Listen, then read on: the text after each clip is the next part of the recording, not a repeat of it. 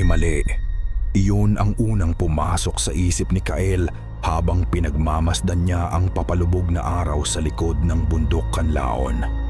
Ang hangin na humahaplos sa kanyang pisngi ay hindi ang karaniwang hanging amihan na presko at malinis. May dala itong lamig na tila gumagapang mula sa ilalim ng lupa. Ang bukid na minana pa nila sa kanilang lolo ay tahimik, masyadong tahimik. Ang mga kuliglig na dapat sana'y nagsisimula na sa kanilang gabi-gabing konsyerto ay tikom ang mga pakpak. Maging ang mga ibon sa mga puno ng mangga ay huminto sa pag-awit. Tanging ang kaluskos ng mga dahon ng tubo ang maririnig. At para kay Kael, tunugog pa rin iyon ng isang babala. Kuya, ipasok na natin si Kalina. Baka gabihin pa tayo. Bungad ni Leo, ang nakababata niyang kapatid. Habang hila-hila ang lubid ng kanilang alagang baka. Si Kalina, isang puting-puting baka na may mga matang tila nangungusap. Hindi lang ito isang simpleng hayop para sa kanila. Ito ang huling buhay na pamana ng kanilang lolo.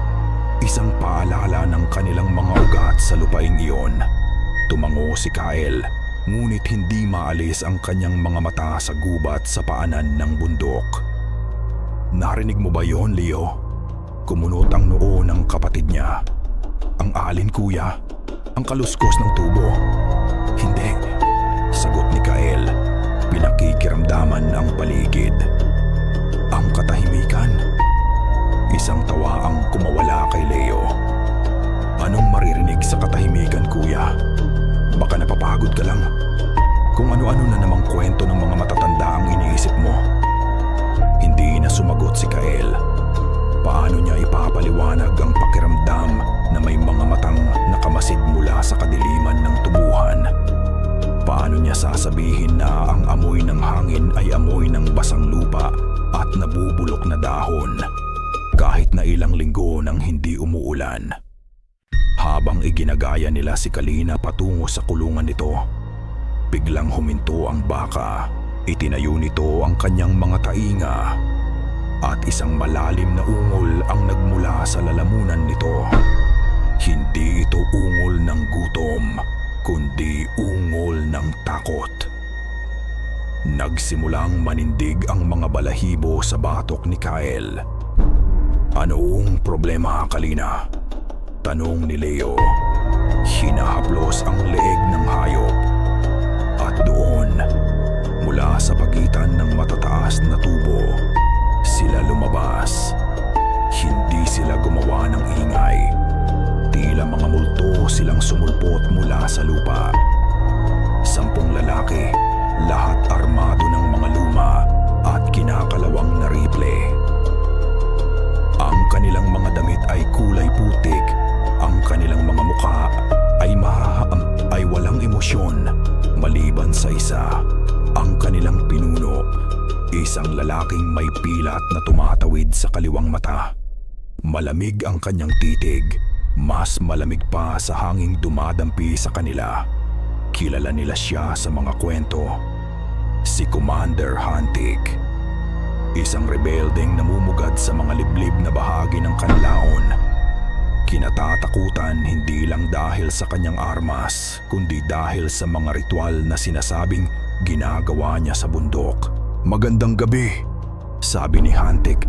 Ang boses niya ay kasing tuyo ng mga dahon sa tag-araw. Automatikong iniharang ni Kael ang sarili sa pagitan ni Leo at ng mga rebelde. Wala kaming may bibigay sa inyo. Kakaunti lang ang aming ani. Ngumisi si Hantik, ngunit hindi. Di umabot sa kanyang mga mata ang ngiti. Hindi ang kanilang ani ang kanyang pakay. Ang mga mata niya ay nakatutok sa isang bagay lamang, kay Kalina. Hindi kami naparito para sa inyong ani, sabi ng commander. Ang baka, kukunin namin siya. Nanlaki ang mga mata ni Leo. Hindi maaari. Pamana pa yan sa amin ng lolo. Isang senyas lang mula kay Hantik, dalawa sa kanyang mga tauhan ang lumapit upang kunin ang lubid ni Kalina. Sa isang iglap, nagdilim ang paningin ni Leo. Hindi niya napigilan ang kanyang sarili. Binitawan niya ang lubid at sumugod patungo sa commander. "Leo, wag!" Sigaw ni Kael. Isang pagkakamali, isang mabilis na kilos lang, isang malutong na tunog ng tumatamang puluhan ng baril sa tagiliran ni Leo. Bumagsak ang kapatid niya sa lupa, humihingal sa sakit. "Leo!" Susugod na sana si Kael para tulungan ang kapatid na ang isang dulo ng rifle ang tumutok sa kanyang noo. Nanigas siya sa kanyang kinatatayuan. Wala siyang magawa. Wala. Napanood niya na lang na kinuha ng mga tauhan ni Hantik si Kalina. Nagpupumiglas ang hayop. Umiiyak, ang mga paa nito ay pilit na kumakapit sa lupa. Ngunit wala itong laban sa lakas ng mga humihila sa kanya. Ang huling narinig ni Kael ay ang nakapanlulumong ungol ni Kalina. Isang ungol na puno ng takot at pagtataka. Isang ungol na tumatagos sa kaluluwa. Ang tunog ng maliit na kampanilya sa leeg nito ay unti-unting humina habang kinaladkad ito palayo, patungo sa kadiliman ng gubat sa paanan ng bundok. Pahina ng pahina hanggang sa nilamon na ito ng dilim. Nang mawala na ang mga rebelde, saka palang ibinaba ng lalaki ang kanyang baril. Dumali si Kael sa kanyang kapatid, tinutulungang makatayo. Umuubo si Leo, hawak-hawak ang kanyang tagiliran. Ayos ka lang, kung pakuns, angunan."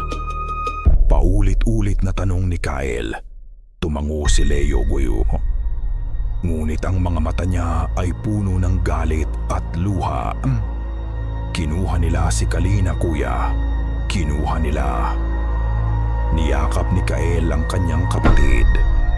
Ngunit nang iangat niya ang kanyang tingin, may isang bagay na pumukaw sa kanyang pansin. Sa poste ng kulungan ni Kalina, kung saan ito laging itinatali, may isang bagong marka. Isang kakaibang simbolo na iginuhit gamit ang sariwang putik.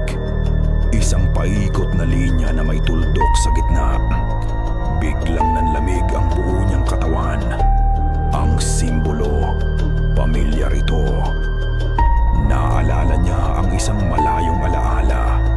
Ang tinig ng kanyang lolo, puno ng isang kakaibang takot na noon niya lang narinig.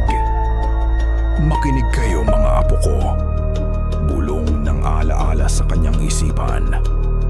Ang bundok ay may mga lihim na hindi dapat halungkatin. Kung makakita man kayo ng markang ito, naramdaman ni Kael ang pagtindig ng kanyang mga balahibo. Huwag na huwag kayong lalapit sa markang iyan. Nagliliyab ang galit sa dibdib ni Leo. Mas masakit pa sa tumutusok na kirot sa kanyang tagiliran.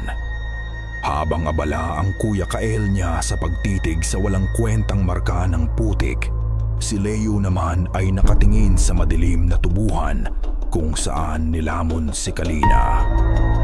Bawat segundo ng paghihintay ay parang isang karayom na tumutusok sa kanyang pasensya. "Anoong tinitingin-tingin mo dyan, kuya? Kailangan nating habulin sila." Sigaw ni Leo. Pilit na itinatayo ang sarili. "Hindi." Madiin na sagot ni Kael. Hindi inaalis ang tingin sa simbolo. "Hindi mo naiintindihan, Leo. Leo, itong marka, ito yung babala ni Lolo. Wala akong pakialam sa mga babala." Bumalik ang sigaw ni Leo. "Ang naiintindihan ko, kinuha nila si Kalina. Ang naiintindihan ko, nakatayo ka lang dyan at Hinayaan mo sila. Duwag ka ba mo, kuya? Ang salitang iyon ay tila isang sampal na gumising sa diwa ni Kael. Kitang-kita ni Leo ang sakit sa mga mata ng kanyang kapatid bago ito napalitan ng pag-aalala. Pero huli na, puno ng galit ang puso ni Leo. Kung ayaw sumama ng kanyang kuya, gagawin niya ito ng mag-isa. Tinalikuran niya si Kael at mabilis na tinungo ang maliit na kubo sa dulo ng kanilang baryo. Ang bahay ng kaibigan niyang si Benny. Kinalampag niya ang pinto na gawa sa sawali. Benny! Benny! Lumabas ka dyan! Ilang saglit pa, isang payat na lalaki na halos kasing edad niya ang nagbukas ng pinto. Kumukurap-kurap pa ang mga mata. Leo, anong nangyari? Bakit? Kinuha nila si Kalina. Putol ni Leo sa tanong. Ang mga rebelde ni Hantik, kailangan natin siyang bawiin ngayon na. Nanlaki ang mga mata ni Benny sa takot. Ano? Leo, delikado. Si Commander Hantik yon. Sinasabi nila, kumakausap daw yon ng mga hindi natin nakikita sa bundok. Hindi na ako naniniwala sa mga kwentong yan. Git ni Leo, hinawakan sa balikat ang kaibigan. Mga simpleng magnanakaw lang sila na ginagamit ang takot para makuha ang gusto nila. Ano, hahayaan na lang natin. Kaibigan kita, Benny. Kailangan kita. Nakita ni Leo ang pag-aalinlangan sa mukha ni Benny. Ang laban sa pagitan ng takot at pakikisama. Sa huli, dahan-dahan itong tumango. Kumuha si Benny ng isang itak na nakasabit sa dingding at sumunod kay Leo palabas. Habang naglalakad sila pabalik, sinalubong sila ni Kael. Dala-dala na nito ang sarili niyang itak at isang lamparang degaas. Saan kayo pupunta? Tanong ni Kael kahit alam na niya ang sagot.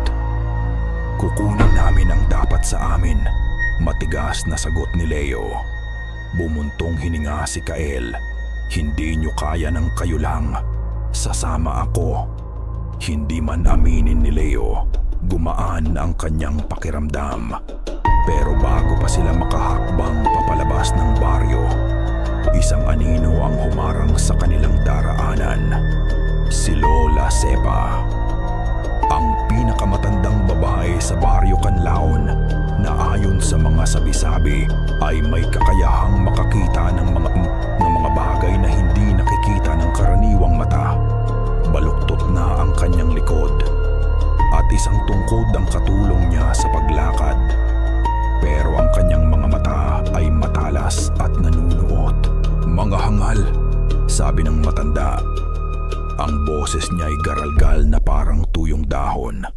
Ang bundok ay maniningil ng utang na dugo. Huwag na kayong tumuloy. Huwag niyo na po kaming takutin, Lola. Inis na sabi ni Leo. Kailangan naming bawiin ang aming baka. Umiling si Lola Sepa at ang mga mata niya ay tumagos kay Kael. Ang pagkawala ng baka ang pinakamaliit niyong problema. May kinuha siya mula sa kanyang bulsa, isang maliit na buhol ng mga ugat ng kahoy na itinali ng pulang sinulid. Isuot mo ito, utos niya kay Kael. At tandaan ninyo, hindi lang ang puting baka ang magiging alay ngayong gabi. Kinilabutan si Kael at kinuha ang anting-anti. Ngunit si Leo ay umis-mid lang. Tara na nga, kung ano-ano nang sinasabi ng matanda. Tinalikuran nila si Lola Sepa at nagsimulang tahakin ang daan patungo sa gubat. Ang hangin ay lalong lumamig at ang dating pamilyar na daan ay tila nag-iba ng anyo sa ilalim ng dilim. Dito sila dumaan, sabi ni Kael. Itinuturo ang mga bakas ng paa at mga nabaling sanga sa lupa. Nagsimula silang sumunod sa mga bakas. Ang tanging liwanag nila ay ang kumikindat-kindat na apoy mula sa lampara ni Kyle. Ang katahimikan dito sa gubat ay mas mabigat. Sa sagi kapag titibabatan, tumit siya bay gitod, mas nakakabingi kaysa sa katahimikan sa bukid. Biglang huminto si Benny.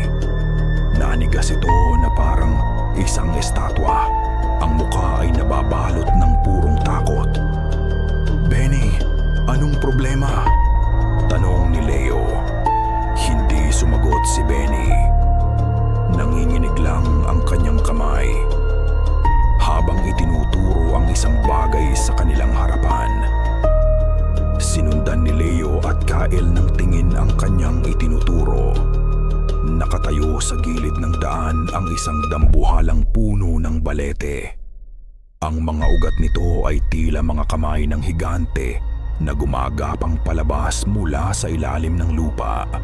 Ang mga sanga nito ay malalaki at baluktot na lumilikha ng nakakatakot na mga anino sa liwanag ng kanilang lampara. Pero hindi ang puno ang nakapagpatigil sa kanila. Ito ay ang mga nakabitin sa mga sanga nito. 12 dosenas. Siguro'y daan-daan pa. Mga maliliit at kinakalawang na kampanilya ng baka. Magkakamukha lahat. Parehong-pareho sa kampanilyang suot ni Kalina. Walang gumagawa ng tunog. Lahat sila ay tahimik. Nakabitin lang doon sa ilalim ng liwanag ng buwan. Parang mga mata ng patay na nakatingin sa kanila. Naghihintay. Nanlamig ang dugo ni Kyle sa tanawing iyon. Ang bawat kampanilyang nakabitin sa puno ng balete ay tila isang lapida. Isang paalala ng mga hayop na nagkaroon ng kaparehong kasawian ni Kalina. Ang katahimikan ng mga ito ay mas nakakakilabot kaysa kung tumutunog sila. Anong ibig sabihin nito? Nanginginig na tanong ni Benny. Si Leo, na kanina ay puno ng tapang, ay napalunok. Mga lumang kampanilya lang yan. Baka dito lang itinatapon ng mga tao. Ngunit alam ni Kyle na hindi iyon totoo. May kakaiba sa ayos ng mga kampanilya. Tila isinabit ang mga ito ng may intensyon. Parang mga palamuti sa isang malagim na pagdiriwang. "Huwag niyong titigan." Mahinang utos ni Kyle. Hinawakan sa braso ang kapatid at si Benny. "Magpatuloy tayo. Kailangan nating lumayo sa punong yan." Pilit nilang iniiwas ang kanilang mga tingin at nagpatuloy sa paglakad. Ngunit pakiramdam ni Kyle, habang lumalayo sila, ang puno ng balete ay nakamasid pa rin. Ang daan-daang kampanilya nito ay mga matang sumusunod sa bawat galaw nila. Lalo silang pumasok sa kaloob-looban ng gubat. Ang mga puno ay mas naglalakihan, ang mga baging ay mas makakapal, at ang liwanag mula sa buwan ay hirap ng tumagos. Ang tanging naririnig nila ay ang sarili nilang paghinga at ang kaluskos ng mga tuyong dahon sa kanilang mga paa. "Kuya, tingnan mo," bulong ni Leo. Itinuturo ang bakas sa lupa. Biglang nawala ang mga yapak. Kanina lang nandito. Pinagmasdan ni Kyle. Tama ang kapatid niya. Ang malinaw na bakas ng mga rebelde at ni Kalina ay bigla na lang naglaho sa gitna ng malambot na lupa. Imposible. Paano nangyari yun? Takang tanong ni Benny. Hindi naman sila lumipad. Napahigpit ang hawak ni Kyle sa anting-anting na bigay ni Lola Sepa. "Hindi tayo ang sinusundan natin," sabi niya. "Ang gubat ang nagpapakita sa atin ng daan." Hindi maintindihan ni Leo at Benny ang sinabi niya. Pero si Kyle ay nagsisimulang makaramdam. Ang gubat ay buhay. At mayroon itong sariling kalooban. Nagpatuloy sila sa paglakad. Umaasa na lang sa kanilang pakiramdam. At doon nagsimulang maging mas kakaiba ang lahat. Napansin ni Kael na ang kanilang mga anino na nililikha ng dala niyang lampara ay tila humahaba at umiikli sa paraang hindi natural. Minsan, kapag lilingon siya, ang anino niya ay tila nahuhuli ng 1 segundo bago sumunod sa kanya. Napapansin niyo ba yung mga anino natin? Nanginginig na, sabi ni Benny. Guni-guni mo lang yan. Mabilis na sagot ni Leo. Pero kitang-kita ni Kael ang pag-aalala sa mukha nito. Isang ihip ng hangin ang dumaan at may dala itong mga bulong. Mahihina at hindi maintindihan. Parang mga tinig mula sa napakalayong lugar. Napahinto silang tatlo. Pinakikiramdaman ang pinanggagalingan ng tunog. Pero kasing bilis ng pagdating nito, nawala rin ito. Kailangan na nating bumalik, sabi ni Kael. Ang puso niya ay kumakabog ng malakas. Mali ito. Mali ang pagpunta natin dito. Hindi! Pagmamatigas ni Leo. Malapit na tayo. Nararamdaman ko hindi tayo aalis nang wala si Kalina. Bago pa man makasagot si Kael, isang malakas na pag-aspas ng pakpak ang biglang tumaan sa mismong tapat ng kanilang mga mukha. Sa sobrang gulat, napaurong silang tatlo. Isang malaking kuwago ang lumipad mula sa kadiliman at dumapo sa isang sanga sa itaas nila. Ngunit ang tunog na ginawa nito ay hindi ordinaryong huni ng isang ibon. Ito ay tunog ng isang babaeng umiiyak, mahina, malungkot at puno ng pighati. Napatingala silang tatlo, nakatitig sa ibon na nakatitig din pabalik sa kanila. Ang malalaki at bilog nitong mga mata ay kumikinang sa dilim. At pagkatapos, sa isang iglap lumipad ito at nawala sa kadiliman. Iniwan ang nakakakilabot na tunog ng pag-iyak na umaaling-aungaw pa rin sa kanilang mga tainga. Hindi yon kwago, hirap na sabi ni Benny. Isa yung kikik, sabi nila. Nagpapahiwatig yon ng kamatayan. Hindi na ito kaya ni Kael. Hinawakan niya ng mahigpit ang braso ni Leo.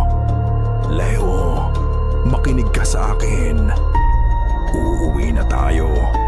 Ngayon na. Ngunit habang nagtatalo sila, may isa pang bagay na nakita si Kael sa lupa. Isang piraso ng tela. Punit mula sa damit ng isa sa mga rebelde. Yumuko siya para damputin ito. Basa ito. At nang dalhin niya ito sa ilalim ng liwanag ng lampara, nakita niya kung ano ang bumasa rito. Isang maitim at malapot na likido, parang pinaghalong langis at putik. At ang amoy nito, amoy ng nabubulok na lupa, amoy ng libingan. Biglang nanigas si Leo. Itinuro niya ang kanyang daliri sa isang direksyon sa unahan nila. Kuya, tumingin si Kael sa direksyon na iyon. Sa gitna ng isang maliit na paliparan sa gubat, mga 50 metro mula sa kanila, may liwanag. Isang siga, ang kampo ng mga rebelde. Nakahinga sila ng maluwag. Sa wakas, natagpuan din nila. Ngunit ang ginhawang iyon ay agad na napalitan ng panibagong kilabot. Sa paligid ng kampo, sa pagitan ng mga puno, may mga nakatayong anino. Hindi sila mga rebelde. Mas matataas ang mga ito, mas malalapad, maitim na para bang gawa sila sa solidong kadiliman.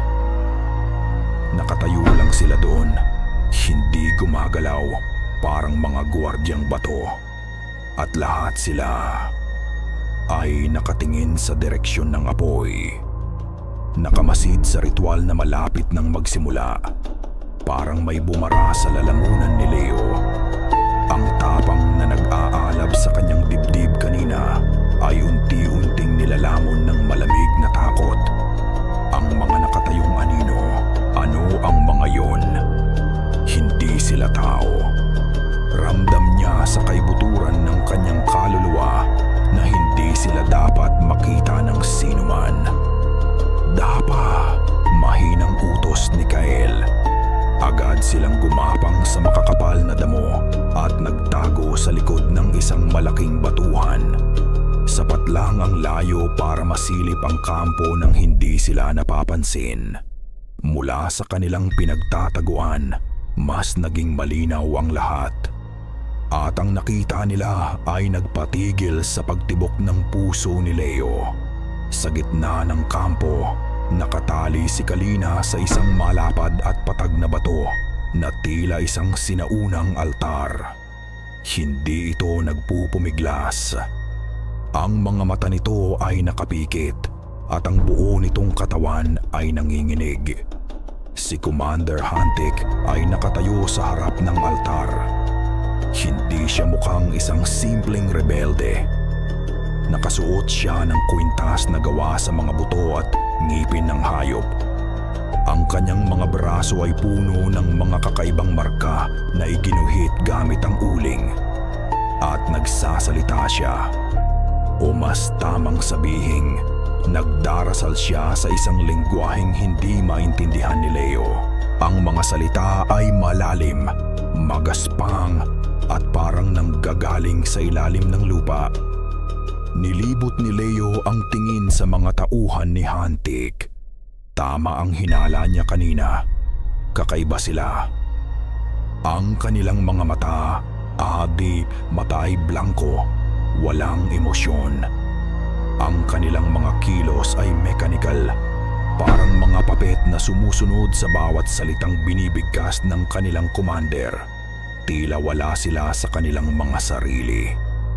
Anong ginagawa niya? Halos pabulong na tanong ni Leo. Nanginginig na sumagot si Benny. Isang ritual, sabi ng mga matatanda. Ginagawa raw yan para gisingin ang tagabantay ng bundok.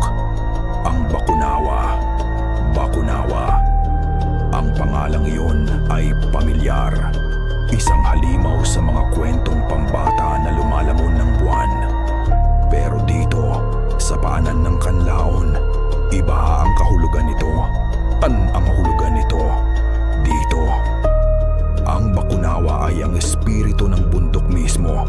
Isang galit na Diyos. Nagsimulang kumanta si Hantik. At sa pagbabago ng tono ng kanyang boses, narinig ni Leo ang isang bagay na nagpakilabot sa kanya. Ilang salita mula sa kanta, pamilyar. Parang mga salita mula sa mga lumang uyay, mga kantang pampatulog na inaawit sa kanya ng kanilang lolo noong bata pa siya.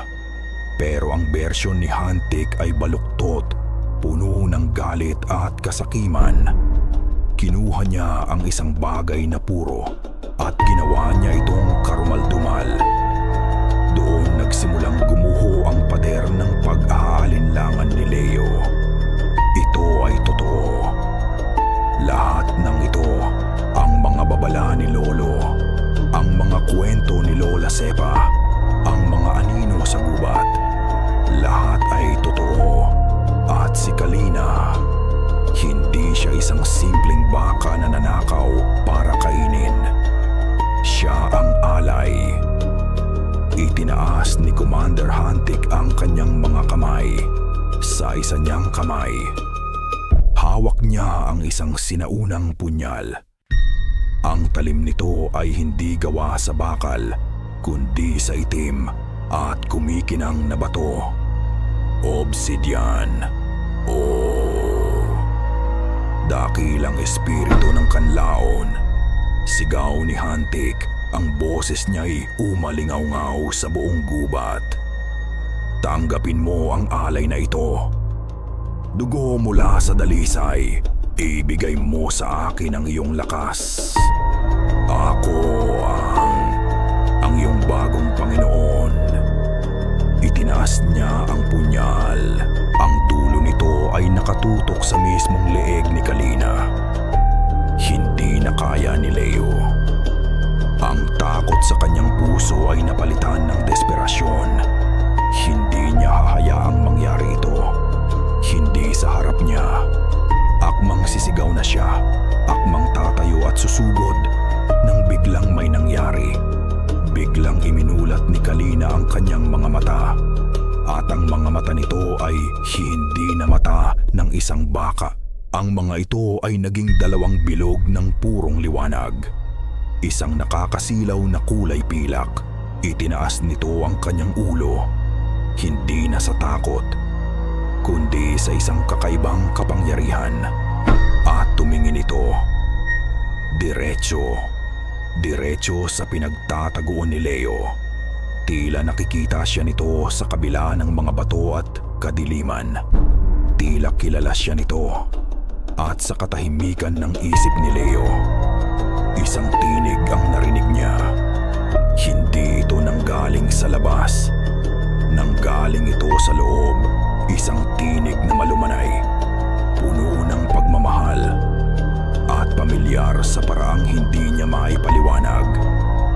"Umalis ka na, anak," nanigas si Kael sa kanyang kinatatayuan.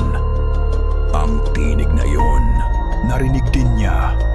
Isang bulong sa hangin, isang alaala ng pag-aaruga na matagal nang nawala.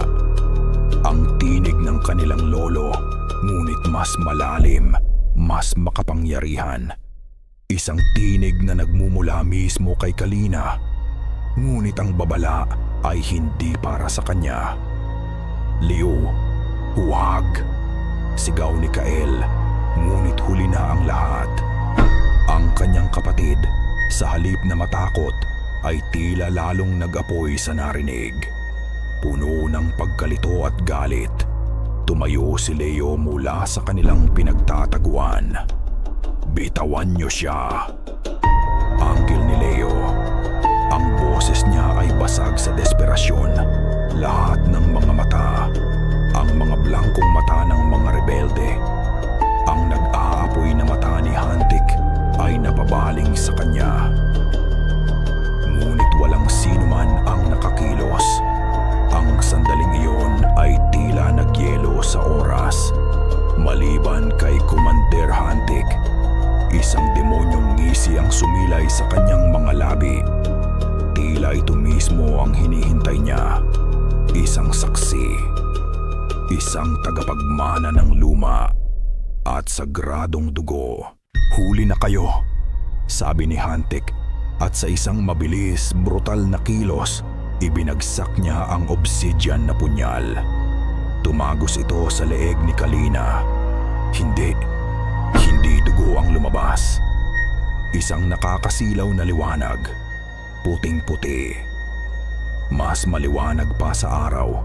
Nagsimula ito bilang isang sinag mula sa sugat ni Kalina. At sa isang iglap, sumabog ito papalabas. Nilamon ang buong kampo sa liwanag nito. Naitakip ni Kael ang kanyang mga braso sa kanyang mukha. Naramdaman niya ang isang malakas na puwersa na tumulak sa kanya. Isang mainit na hangin na may dalang kakaibang enerhiya.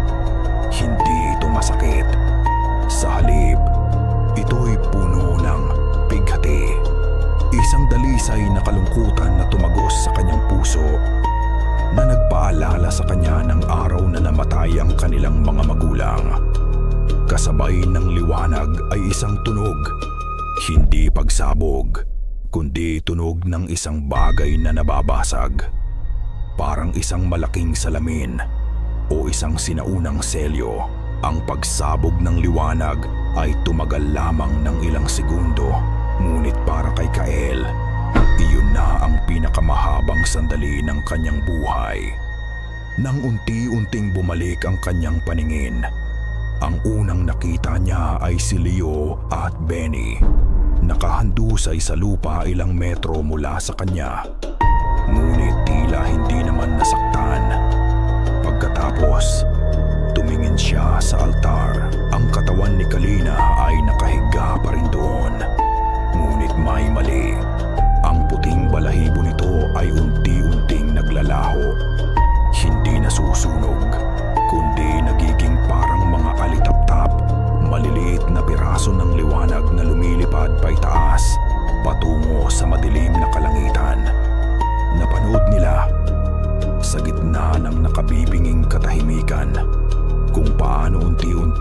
isang konstelasyon ng mga bituin ang kanilang minamahal na alaga bago tuluyang naglaho sa hangin.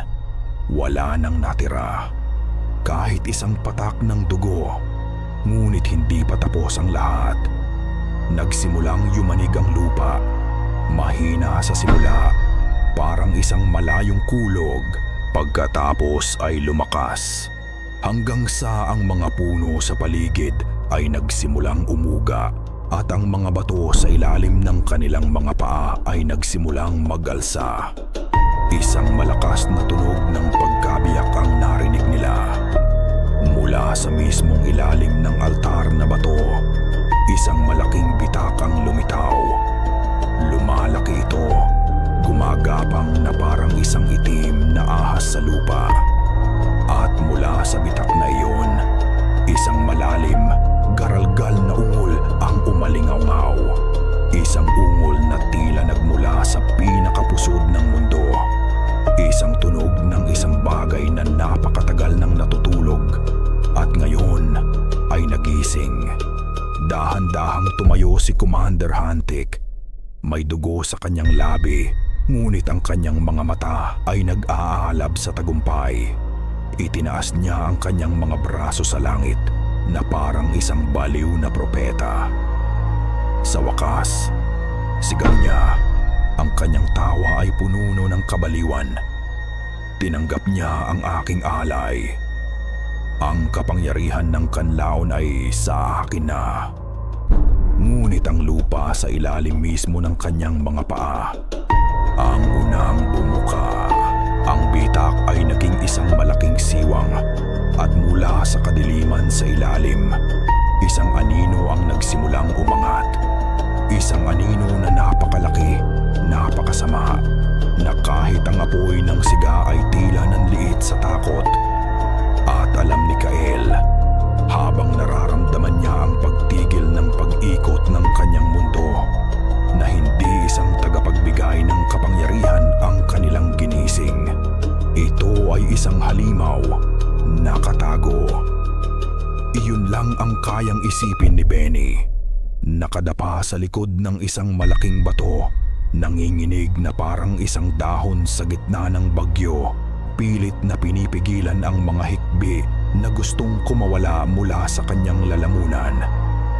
Ang kanyang isip ay isang blangkong pader. Ayaw nitong tanggapin ang nakikita ng kanyang mga mata. Dahil kung tatanggapin niya, mababaliw siya. Mula sa siwang sa lupa, umangat ito. Hindi ito ahas. Hindi ito dragon. Ito ay isang bagay na hindi kayang ilarawan ng kahit anong salita. Isang nilalang na gawa sa galit ng lupa. Ang katawan nito ay parang isang dambuhalang sawa. Ngunit hindi ito gawa sa balat o kaliskis. Gawa ito sa pinaghalong lupa, bato at malalaking ugat ng kahoy na pumipilipit at gumagalaw na parang mga buhay na kalamnan. Sa bawat paggalaw nito, nalalagas ang mga tuyong lupa at maliliit na bato. Ang ulo nito ay malapad at patag at ang tanging makikita rito ay dalawang nagbabagang mata. Parang dalawang piraso ng uling na kinuha mula sa impyerno. Ito ang Bakunawa at hindi ito isang alamat. Ito ay isang bangungot na nagkatotoo. Purihin ka, o makapangyarihang Bakunawa. Sigaw ni Hantik, lumuluhod sa harap ng halimaw. Ako ang iyong Panginoon. Sundin mo ang aking utos.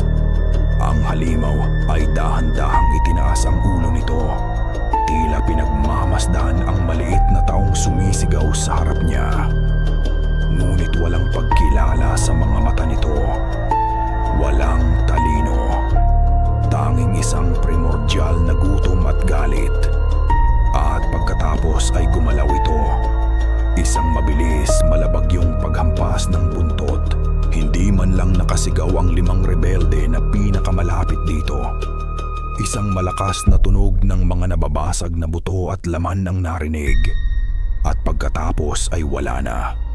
Para lang silang mga langgam na tinapakan ng isang higante. Doon nagsimula ang kaguluhan.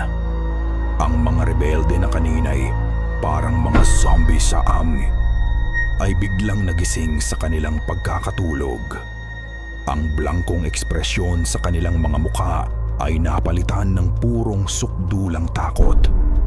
Nagkakagulo sila, nagsisigawan, sinusubukang tumakbo palayo. Ngunit walang takas. Nakita ni Benny ang isang rebelde na pinulupot ng isang gumagalaw na ugat mula sa katawan ng bakunawa at kinaladkad ito papasok sa siwang sa lupa. Ang kanyang mga sigaw ay biglang naputol. Nakita niya ang isa pa na sinubukang barilin ang halimaw. Ang mga bala ay tumama sa katawan nitong gawa sa bato at tumalsik lang na parang mga butil ng ulan. Sa isang iglap, ibinuka ng bakunawa ang kanyang bibig. Isang madilim na butas na puno ng mga matutulis na bato na parang mga ngipin at nilamon ang lalaki ng buo. Crack, crack. Ang tunog ng pagmuya nito ay ang pinakakarumal-dumal na tunog na narinig ni Benny sa buong buhay niya. Napasuka siya sa kanyang pinagtataguan. Pilit na tinatakpan ang kanyang bibig para hindi makagawa ng ingay. Luha at laway ang tumutulo sa kanyang mukha. Gusto niyang pumikit, ngunit hindi niya kaya. Tila isang magnet ang tanawin ng kamatayan na humihila sa kanyang mga mata. Sa gitna ng lahat, nakita niya si Hantik. Hindi ito tumatakbo. Nakatayo lang ito roon, hindi makapaniwala. Ang tagumpay sa kanyang mukha kanina ay napalitan ng pagkalito at pagkatapos ng galit. Hindi! Sigaw nito. Hindi ganito dapat. Ako ang iyong Panginoon. Ako! Sinubukan nitong bigkasin muli ang mga sinaunang salita ng ritual. Ngunit ang bakunawa ay hindi na nakikinig. Ito ay isang puwersa ng kalikasan. Isang bagyong hindi mapipigilan. Sa gitna ng kaguluhan, hinanap ng mga mata ni Benny sina Leo at Kael. Nakita niya silang gumagapang papalayo sa labanan. Ngunit bago pa niya sila matawag, nahiwalay na sila. Itinulak ng isang malakas na pagyanig ng lupa si Leo sa isang direksyon at si Kael naman sa kabila. Naiwan si Benny na mag-isa. At sa sandaling iyon, tila naramdaman ng halimaw ang kanyang presensya. Dahan-dahan, ang dambuhalang ulo nito ay lumingon sa kanyang direksyon. Ang dalawang nagbabagang mata ay tumitig ng diretso sa kanya. Nakita nito siya. Nagyelo ang buong katawan ni Benny. Ang kanyang paghinga ay huminto. Ito na ang katapusan. Dahan-dahang gumapang ang bakunawa palapit sa kanya. Winawasak ang anumang madaanan. Ibinuka nito ang kanyang bibig. Amoy lupa at kamatayan ang humampas sa mukha ni Benny. Ngunit bago pa man siya nito masakmal, isang bagay ang pumagitna. Isang maliit, kumikinang na tuldok ng liwanag. Lumitaw ito mula sa kung saan. Mabilis na parang isang bulalakaw. Ito ang liwanag na nakita niya mula sa katawan ni Kalina. Lumipad ito at umikot-ikot sa mismong harap ng mukha ng bakunawa. Huminto ang halimaw, tila naguluhan. Ikiniling nito ang kanyang ulo, sinusundan ng tingin ang maliit na liwanag na sumasayaw-sayaw sa harapan nito. Ang atensyon nito ay ganap na naalis kay Benny. Ang liwanag, ang espiritu ni Kalina, tila sinusubukan nitong kausapin ang halimaw. Nagtatakbo si Kael ng walang tiyak na direksyon. Ang tanging nasa isip niya ay ang makalayo sa halimaw at hanapin si Leo.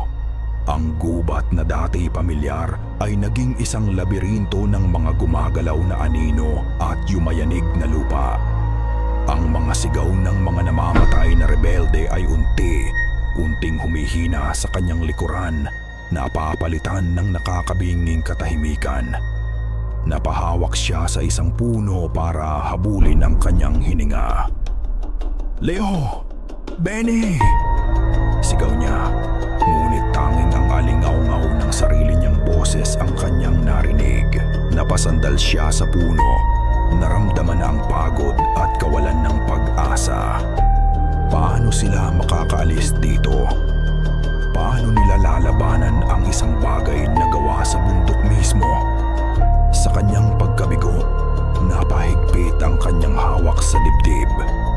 At doon, naramdaman niya ang isang bagay na matigas sa ilalim ng kanyang damit. Ang anting-anting, ang buhol ng mga ugat na bigay ni Lola Sepa. Sa isang hindi maipaliwanag na dahilan, kinuha niya ito at mahigpit na hinawakan sa kanyang palad. Sa sandaling dumikit ang balat niya sa mga tuyong ugat, isang kuryente ang tila dumaloy sa kanyang buong katawan. Biglang umikot ang kanyang paningin. Ang gubat sa kanyang harapan ay biglang naglaho, napalitan ng mga imahe na mabilis na naglalaro sa kanyang isipan. Nakita niya ang kanyang lolo, mas bata pa, nakatayo sa isang munting sapa. May kausap ito. Isang babaeng napakaganda, may balat na kasing puti ng gatas at buhok na kasing itim ng hating gabi. Hindi ito tao. Isa itong engkanto. Nakangiti sila sa isa't isa. At may isang pangakong binibigkas sa hangin. Ang imahe ay nagbago.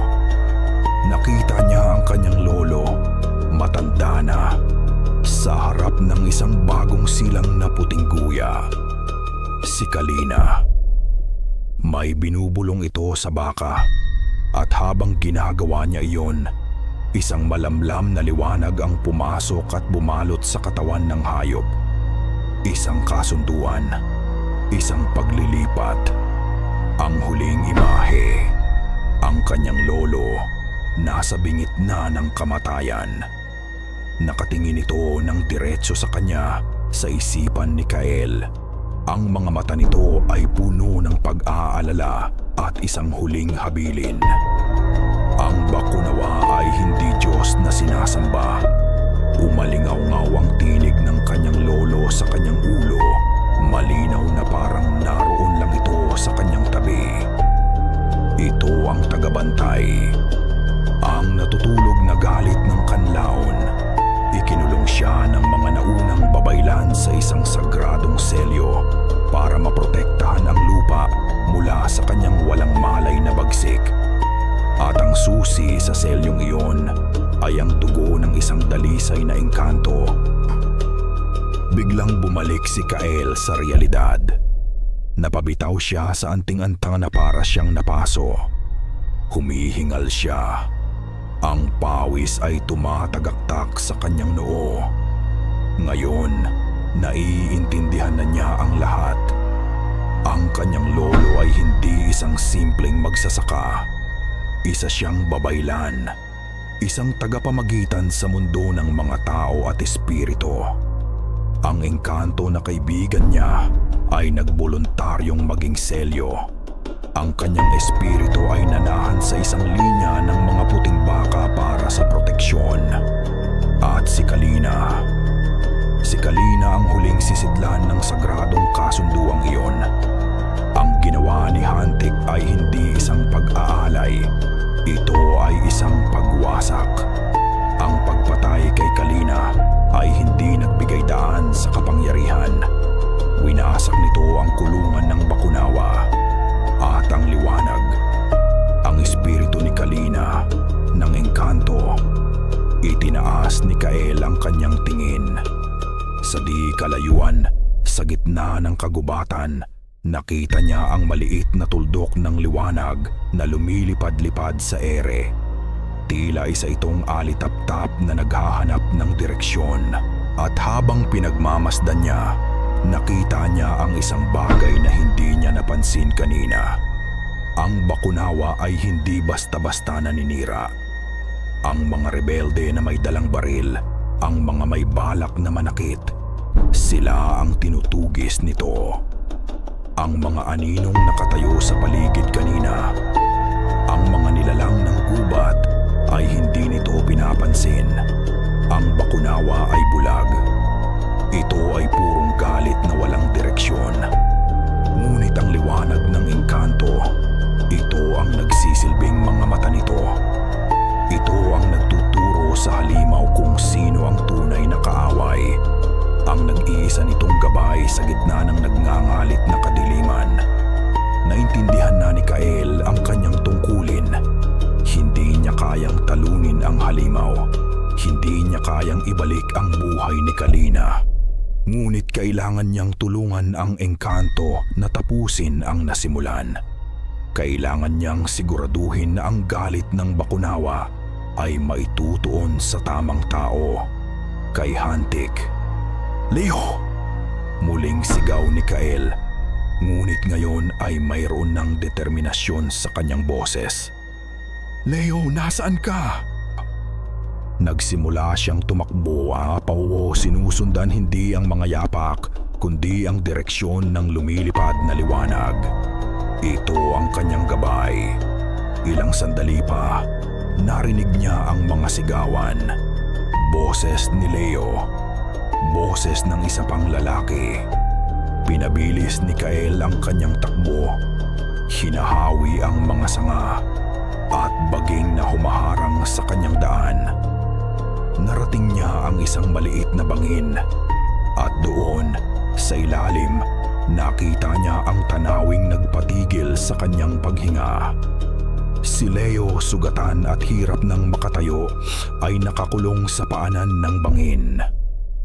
Ang kanyang likod ay nakasandal sa pader na bato at sa harap niya, nakatayo si Commander Hantik. Hawak pa rin ang obsidian na punyal. Ang damit niya ay punit-punit. Ang mukha niya ay puno ng mga galos, ngunit ang mga mata niya ay nagliliyab sa kabaliwan. "Akala mo ba matatakakasan mo ako, anak ng babaylan?" Sabi ni Hantik. Ang boses niya ay puno ng lason. "Ang dugo ninyo ang nagsimula nito. Ang dugo mo ang tatapos nito. Kapag napatay kita, sa akin nasusunod ang halimaw." Itinaas ni Hantik ang punyal, handa nang saksakin ang kapatid niya. Bumibigat ang talukap ng mga mata ni Leo. Ang sakit sa kanyang tagiliran ay kumalat na sa buo niyang katawan. At ang bawat paghinga ay parang may tumutusok na libu-libong karayom sa kanyang baga. Ngunit hindi niya ininda ang sakit. Ang tanging nakikita niya ay ang nag-aapoy na mga mata ni Commander Hantik at ang itim na talim ng punyal na papalapit sa kanyang dibdib. Dugo ng babaylan. Ang mga salitang iyon ay umalingaw-ngaw sa kanyang isipan. Hindi na siya nag-aalinlangan. Ang lahat ng kwento, lahat ng babala, lahat ng hindi niya pinaniwalaan, lahat ay totoo. Ang dugo na dumadaloy sa kanyang mga ugat ay hindi dugo ng isang ordinaryong magsasaka. Mayroon itong bigat, mayroon itong kasaysayan. At ngayon, ito ang magiging dahilan ng kanyang kamatayan. Sa tingin mo ba, hahayaan ka lang ng bundok? Hirap na sabi ni Leo. Sinusubukang bumili ng oras. Ginalit mo siya. Ginalit mo ang tagabantay. Isang malakas na tawa ang kumawala kay Hantik. Ang tagabantay ay isang hayop, isang alipin na naghahanap ng amo. At sa oras na matikman niya ang huling patak ng iyong lahi, ako ang kikilalanin niyang bago. Sa isang mabilis na kilos, sumugod si Hantik.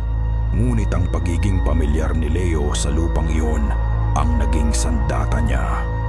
Kahit nanghihina, Ginamit niya ang natitirang lakas para itulak ang kanyang mga paa sa pader na bato sa kanyang likuran. Gumulong siya sa lupa, kasabay ng pagdaan ng punyal sa mismong lugar kung nasaan ang kanyang puso. Kanina lang, ang talim nito ay bumaon sa lupa. Ginamit ni Leo ang pagkakataon. Sinipa niya ang kamay ni Hantik na may hawak sa punyal na nagdulot ng pagkaalis nito sa pagkabaon. Tumayo si Hantik, mas lalong nag-aapoy sa galit. "Hayop ka!" Nagsimula ang isang desperadong laban. Si Hantik ay malakas at brutal. Bawat atake niya ay may layuning pumatay. Si Leo naman, kahit sugatan, ay mabilis at sanay sa paligid. Ginamit niya ang mga bato, ang mga nakausling ugat, ang hindi pantay na lupa para makaiwas at makahanap ng butas sa depensa ni Hantik. Ngunit unti-unti, nauubos ang kanyang lakas.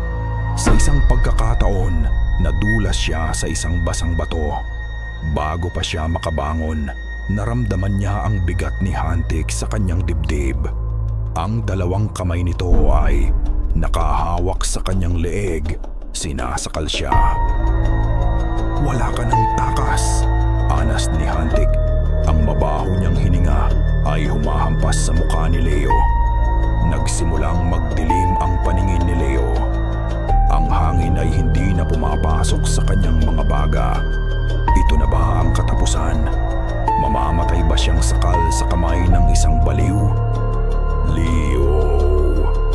Isang sigaw, isang pamilyar na sigaw. Si Kuya Kael. Nakita ni Leo sa naglalabong paningin ang pagdating ng kanyang kapatid sa itaas ng bangin. Naghagis si Kael ng isang malaking bato na tumama sa likod ni Hantik. Hindi ito sapat para patumbahin ang commander, ngunit sapat ito para makalikha ng pagkakataon. Napalingon si Hantik sa itaas at sa sandaling iyon, ibinuhos ni Leo ang lahat ng natitira niyang lakas. Ibinangon niya ang kanyang tuhod at tinamaan ng buong lakas ang pagitan ng mga hita ni Hantik. Umungol sa sakit si Hantik at bumagsak sa kanyang tagiliran. Binitawan ang leeg ni Leo. Humahabol sa hininga. Gumapang si Leo papalayo. Ngunit pareho silang napahinto. Pareho silang napatingala. Isang liwanag. Ang maliit, kumikinang na espiritu ni Kalina ay lumilipad pababa, papasok sa bangin. Hindi ito pumunta kay Leo. Sa halip, umikot ito sa ulunan ni Commander Hantik. At sa isang iglap, ang maliit na liwanag ay biglang nagliyab. Isang sinag ng purong liwanag ang bumalot kay Hantik. Hindi ito nakakasunog. Ngunit tila isa itong marka, isang selyo, parang itinuturo ng engkanto. Ito ang may sala. Kasabay noon, naramdaman nila ang isang malakas na pagyanig.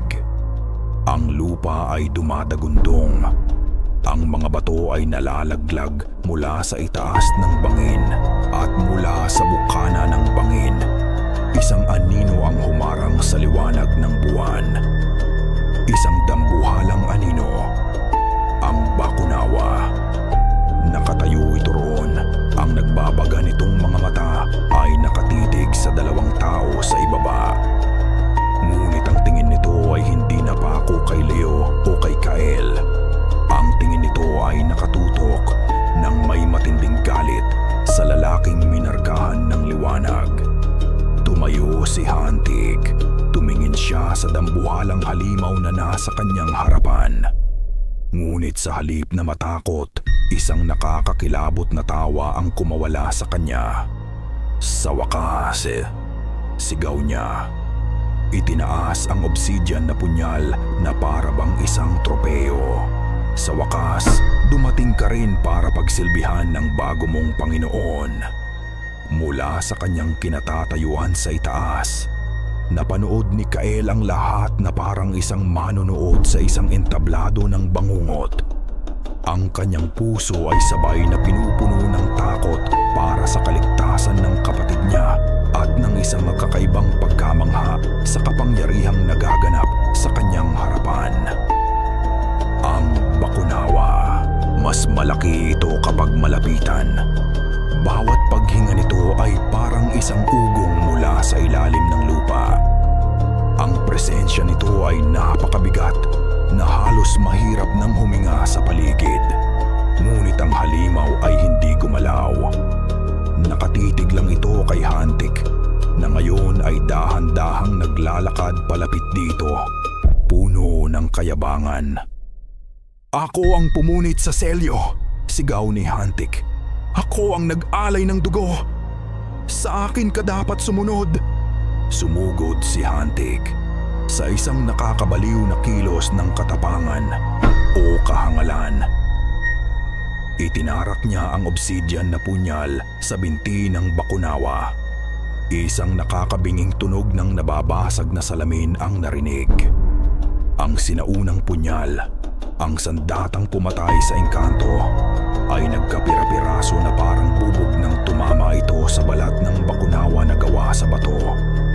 Walang epekto, walang galos. Doon, sa unang pagkakataon, nakita ni Kael ang takot sa mga mata ni Hantik. Ang kanyang paghahari ay gumuho. Ang kanyang pinaniniwalaan ay isang kasinungalingan. Hindi siya ang amo, siya ang kalaban. Dahan-dahang ibinaba ng bakunawa ang kanyang ulo hanggang ang nagbabaga nitong mga mata ay magkapantay sa mga mata ni Hantik. Hindi ito umungol, hindi ito sumigaw. Ang katahimikan nito ay mas nakakatakot at pagkatapos gumalaw ang lupa. Hindi yumanig, gumalaw. Mula sa paanan ni Hantik, lumabas ang malalaki at matitibay na ugat ng kahoy. Hindi ito mga ugat mula sa mga puno sa paligid. Ito ay mga ugat na nagmula sa bakunawa mismo, mga extension ng sarili nitong katawan. Ipinulupot ng mga ugat ang sarili sa mga binti ni Hantik. Sinubukan niyang sumigaw, sinubukan niyang magpumiglas, ngunit para lang siyang isang insektong nahuli sa isang sapot na gawa sa bato. "Hindi, bitiwan ninyo ako. Ako ang inyong Panginoon." Ang mga ugat ay patuloy na gumapang paitaas. Ipinulupot nila ang kanyang baywang, ang kanyang dibdib, ang kanyang mga braso. Hinihigpitan ang kapit hanggang sa marinig ni Kael ang tunog ng mga nababaling buto. Ngunit hindi siya pinatay nito. Hindi pa. Dahan-dahan, sinimulan siyang hilahin ng mga ugat. Pababa, papasok sa lupa. Napanood ni Kael sa gitna ng sindak kung paano unti-unting nilamon ng lupa si Commander Hantik. Una ang kanyang mga paa, pagkatapos ay ang kanyang mga tuhod. Patuloy siyang sumisigaw, nagmamakaawa, nagmumura. Ngunit walang nakikinig. Ang gubat ay isang tahimik na saksi sa paghatol ng kalikasan. Nang hanggang leeg na lang siya, tumigil ito. Ang mga mata niya ay nanlalaki sa takot, nakatingin kay Kael, kay Leo, na para bang humihingi ng tulong. At pagkatapos, isang huling nakapanlulumong sigaw ang kanyang pinakawalan habang tuluyan na siyang nilamon ng lupa.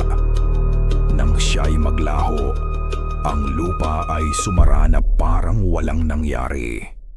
Pagkatapos ng paghatol, umungol ang bakunawa.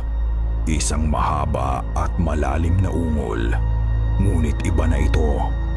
Hindi na ito ungol ng galit, kundi ng pagod at kalungkutan. Isang ungol ng paglaya. Dahan-dahan, ang dambuhalang katawan nito ay nagsimulang gumuho Ang mga bato at lupa ay bumabalik sa lupa. Ang mga ugat ay lumulubog pabalik sa ilalim. Tila isang bundok na natutunaw pabalik sa kanyang pinagmulan. Sa loob ng 1 minuto, nawala na ito. Ang tanging naiwan ay isang bangin na puno ng mga nagkalat na bato at isang katahimikang nakakabingi. Ang liwanag ng engkanto, ang espiritu ni Kalina, ay lumutang sa gitna ng bangin. Lumipad ito palapit sa magkapatid. Umikot ito sa harap ni Leo na tila nagpapaalam.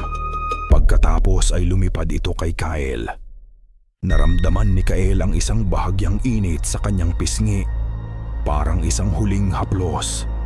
At pagkatapos, ang maliit na liwanag ay sumabog, hindi sa isang pagsabog ng lakas, kundi sa libu-libong maliliit na piraso ng kumikinang na enerhiya na parang mga alitap-tap na dahan-dahang naglaho sa hangin ng gabi. Tapos na. Ang katahimikan ay binasag ng isang kaluskos. Mula sa likod ng ilang mga bato, lumabas si Benny. Nanginginig pa rin. Ang mukha ay basang-basa ng luha, ngunit buhay. Nakatayo silang tatlo sa gitna ng nasirang gubat. Ang buwan sa itaas ang tanging saksi sa kanilang pinagdaanan.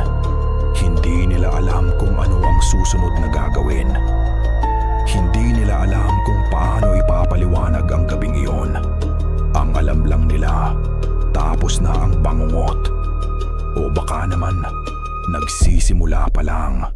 Walang nagsalita habang tinatahak nila ang daan pabalik. Paano nga ba sila magsisimula? Anong mga salita ang kayang maglarawan sa gabing iyon? Tinulungan ni Kyle si Leo na maglakad, habang si Benny ay nakasunod lang sa likuran. Ang tingin ay laging nasa lupa na para bang natatakot siyang tumingin sa mga puno sa paligid. Ang gubat na dinaanan nila kanina na puno ng panganib at masamang enerhiya ay tila nagbago. Ngayon, habang sumisikat ang araw at tumatagos ang mga unang sinag nito sa mga dahon, may isang kakaibang kapayapaan sa hangin. Ang mga ibon ay nagsisimula ng umawit. Ang amoy ng hangin ay presko at malinis. Amoy ng basang lupa pagkatapos ng ulan. Tila ang buong gubat ay nakahinga ng maluwag. Nang marating nila ang bukana ng Baryo Canlaon, sinalubong sila ng isang pamilyar na anino, si Lola Sepa. Nakatayo ito roon, hawak ang kanyang tungkod na para bang alam niyang darating sila. Walang gulat sa kanyang mga mata. Tiningnan niya silang tatlo, mula ulo hanggang paa. Ang mga sugat ni Leo, ang pagod sa mukha ni Kyle, ang takot na hindi maalis kay Benny. Hindi siya nagsalita. Dahan-dahan lang siyang tumango. Isang tango ng pag-unawa. Isang tango na nagsasabing, "Alam ko." Pagkatapos ay tumalikod ito at dahan-dahang naglakad palayo. Iniwan silang muli sa katahimian. Pagdating sa baryo, agad silang pinagkaguluhan ng mga tao. Ang kanilang mga nawawalang mukha ay napalitan ng mga tanong. Saan kayo galing?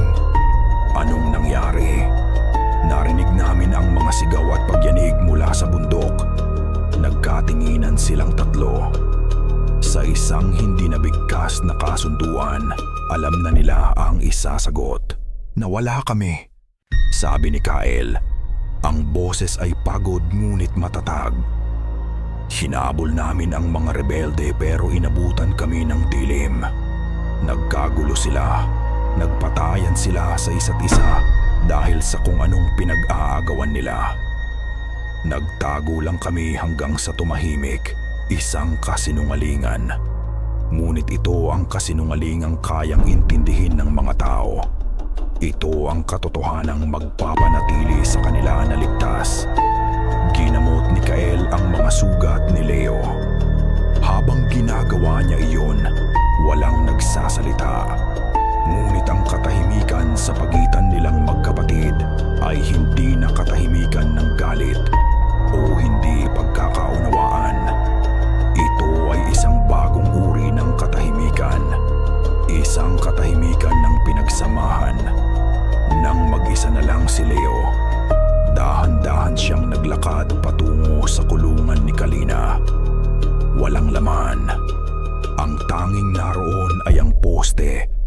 saan ito dating nakatali at ang kupas na marka ng putik na iginuhit ni Hantik.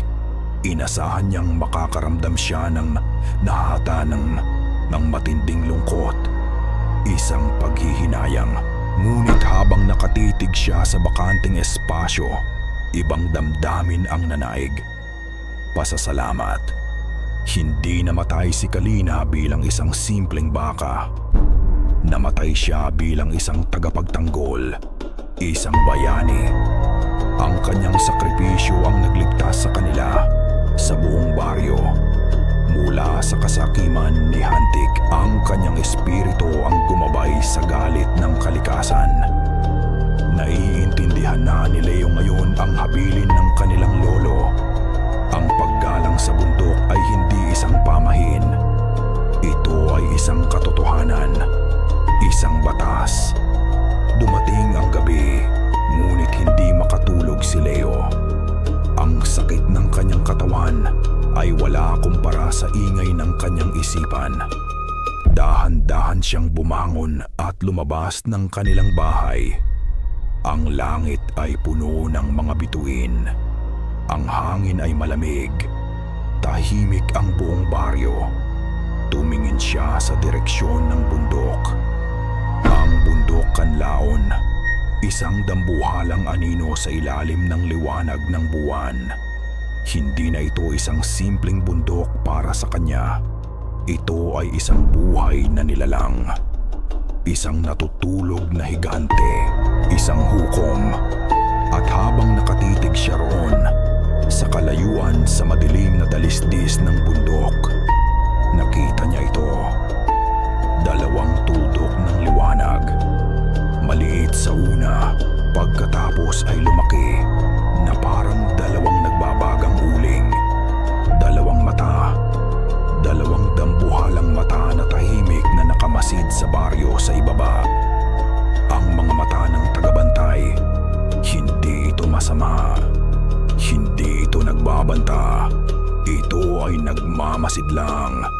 Tinitiyak na ang kapayapaan na nabawi sa gabing iyon ay mananatili. Tumagal lang ito ng ilang segundo. At pagkatapos, dahan-dahan itong nawala na parang ipinikit ng bundok ang kanyang mga mata para muling matulog. Hindi natakot si Leo. Sa halip, isang kakaibang kapanatagan ang gumapang sa kanyang puso. Hindi sila nag-iisa. Hinding-hindi sila mag-iisa. Lumipas ang mga linggo. Ang kwento tungkol sa pagpapatayan ng mga rebelde sa bundok ay kumalat at naging katotohanan sa isipan ng mga taga-baryo.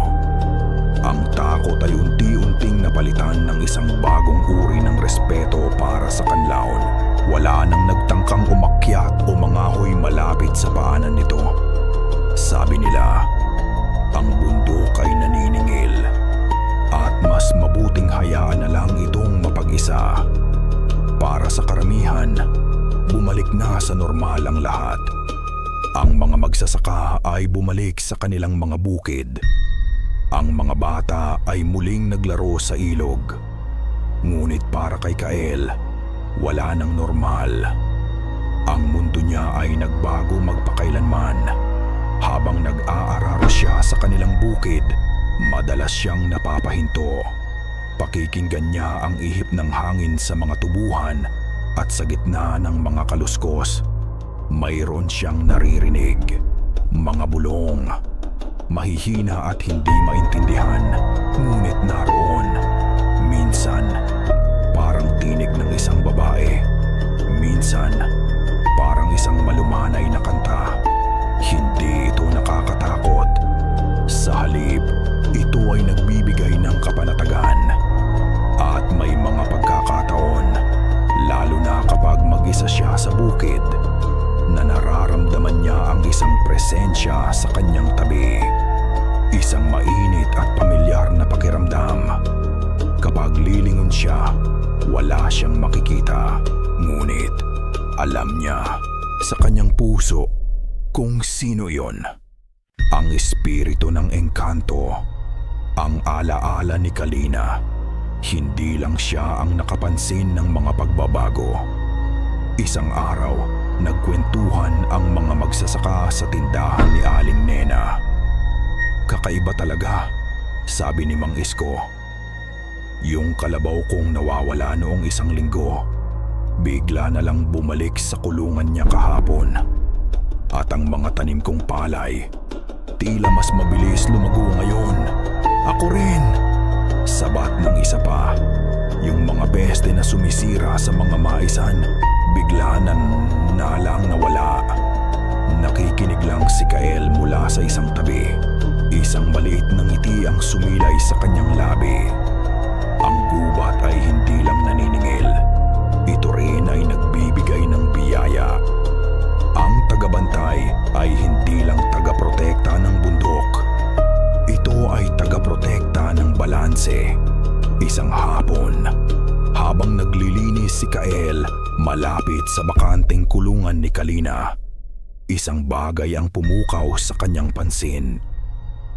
Sa mismong kinatayuan ng poste kung saan ito dating nakatali, may isang halamang tumubo, isang kakaibang uri ng bulaklak. Maputi ang mga talulot nito, kasing puti ng balahibo ni Kalina, at sa gitna, mayroon itong kulay ginto na tila kumikinang sa ilalim ng araw. Hindi pa siya nakakita ng ganitong uri ng bulaklak kailanman. Dumating si Leo. May dalang inumin para sa kanya. Nakita nito ang bulaklak.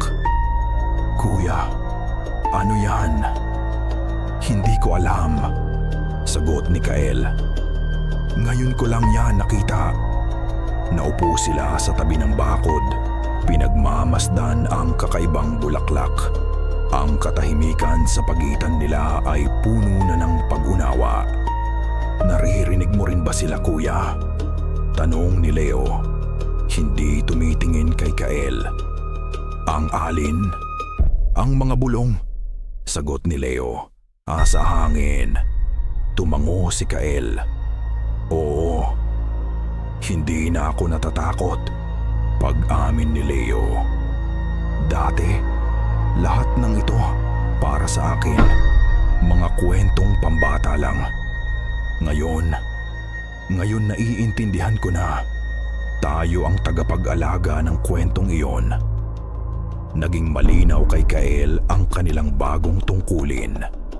Hindi lang sila mga magsasaka, sila na ngayon ang mga tagapagbantay ng lihim, ang mga tagapamagitan sa pagitan ng baryo at ng bundok. Ito ang kanilang pamana. Nang gabing iyon, isang malakas na kaluskos ang gumising kay Kael. Kinuha niya ang kanyang lampara at dahan-dahang lumabas. Inaasahan niyang isang musang o baboy ramo ang nakapasok sa kanilang bakuran. Ngunit ang nakita niya ay nagpatigil sa kanyang paghinga. Nakatayo sa gitna ng kanilang bakuran ang isang guya, isang maliit na baka, at puting-puti ito. Dahan-dahang lumapit si Kael. Ayaw itong takutin. Ang guya ay hindi gumalaw. Tumingin lang ito sa kanya. Ang mga mata nito ay malalaki at puno ng isang kakaibang talino. At doon niya napansin ang nasa leeg nito. Isang maliit na kampanilya. Ngunit hindi ito gawa sa metal.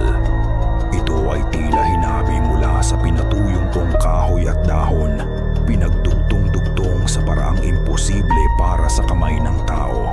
At habang gumalaw ang guya, ang kampanilya ay gumawa ng isang mahina, malamyos na tunog. Hindi tunog ng metal, kundi tunog ng musikang nilikha ng kagubatan. Lumabas si Leo mula sa bahay na naalarma sa katahimikan ng kanyang kuya sa labas. Nakita niya si Kael, nakatayo na parang isang estatwa, nakatitig sa isang bagay sa gitna ng kanilang bakuran. Sinundan ni Leo ang tingin nito at ang kanyang puso ay tila huminto sa pagtibok. Ang puting guya. Napakaliit nito at ang kulay nito ay pamilyar sa paraang nagdulot ng pananabik at kaunting kirot sa kanyang dibdib. Para siyang nakakita ng isang multo, isang alaala na muling nagkatawang lupa. "Kuya," bulong niya. "Tingnan mo ang leeg niya." Sagot ni Kael. Ang boses ay puno ng pagkamangha. Lumapit si Leo. Ang takot na naramdaman niya sa gubat ay matagal nang nawala. Ang pumalit dito ay isang malalim na paggalang. Tiningnan niya ang kampanilyang gawa sa kahoy at dahon. Isang gawa ng mahika, isang gawa ng kalikasan. Dahan-dahan, iniangat ni Leo ang kanyang kamay. Ang guya ay hindi umalis. Sa halip, ito pa ang humakbang palapit sa kanya at isiniksik ang ulo nito sa kanyang palad. Sa sandaling magdikit ang kanilang mga balat, isang alon ng init ang dumaloy sa braso ni Leo. Hindi lang ito init ng isang buhay na nilalang. Ito ay kapayapaan.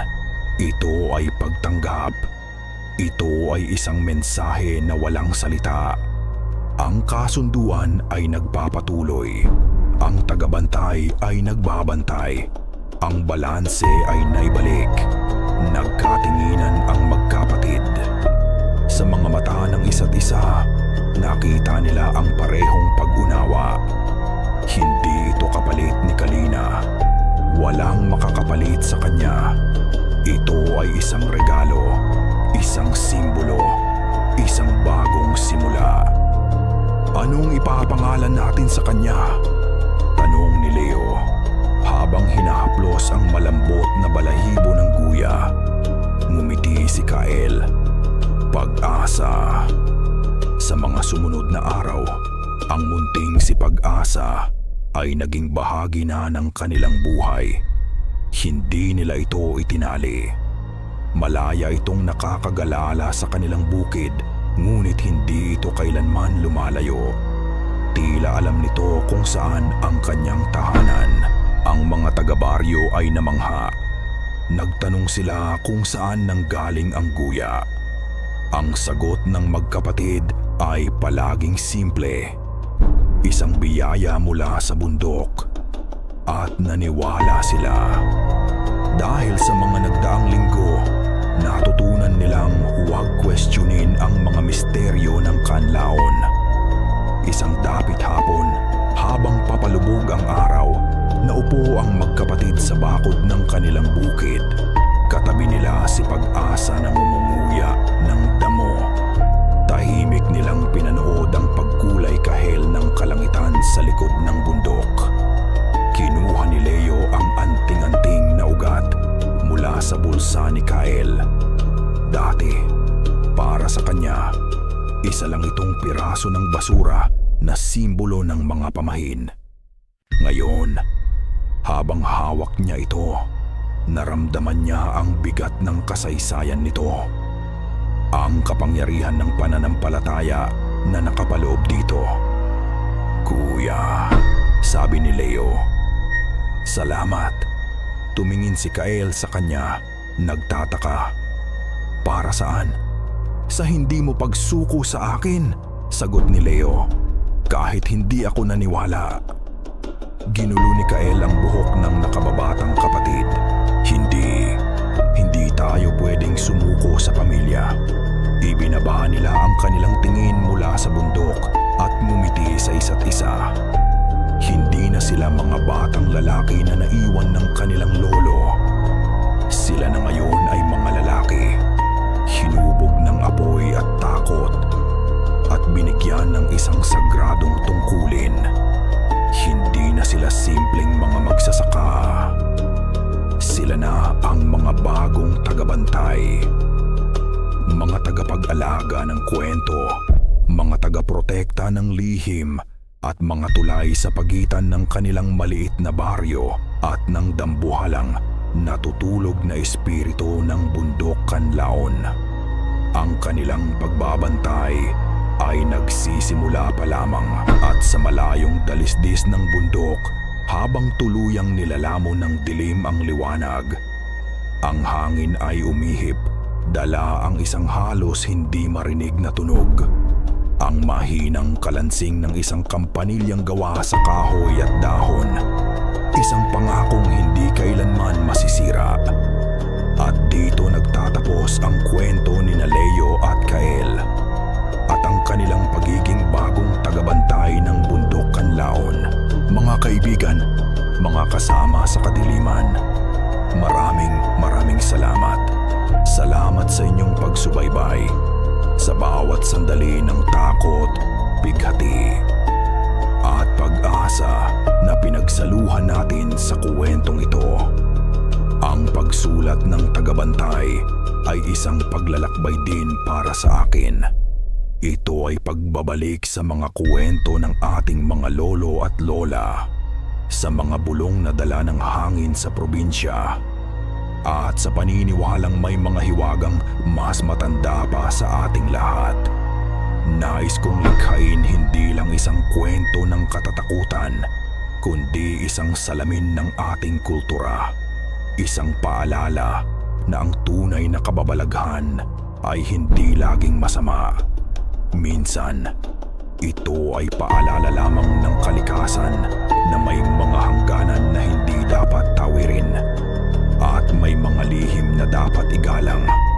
Ito rin ay kwento ng pamilya, ng pagmamahal ng magkapatid na handang harapin ang anumang dilim para sa isa't isa.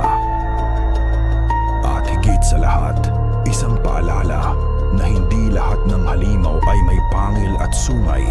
Minsan, ang pinakakarumal-dumal na kadiliman ay nagtatago sa loob mismo ng puso ng tao. Ngayon, nais kong marinig ang inyong tinig. Ano ang tumatak sa inyong isipan? Anong damdamin o aral ang iniwan sa inyo ng paglalakbay ni Leo at Kael? Huwag kayong mag-atubiling ibahagi ang inyong mga saloobin sa comment section sa ibaba. Ang bawat komento ninyo ay inspirasyon para sa mga susunod pang kwento. Hanggang sa muli nating pagkikita sa dilim. Ako ang inyong manunulat na laging nagpapaalala. Mag-ingat sa mga bulong ng gabi.